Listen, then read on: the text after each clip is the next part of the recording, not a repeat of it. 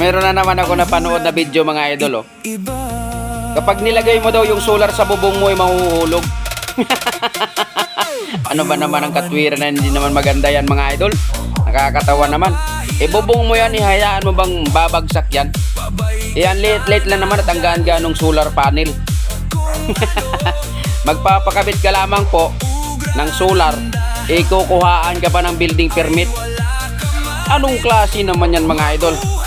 Kayo na nga lang po ang humusga.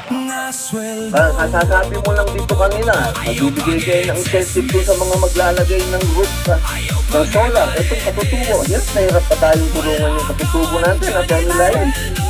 Marami po sa mga kababayan natin, nagpapa-install na lang ng solar without actually acquiring a building permit. Yung solar is ipapatong sa taas na bubong. And then they would have to consider the structural integrity of these are homes. People actually live here. So if something happens, babagsak. So that's why it's required for them to apply first for a building permit before they apply for a net metering application. Oh, di ba? Bakit kukuha na ka pa ng building permit?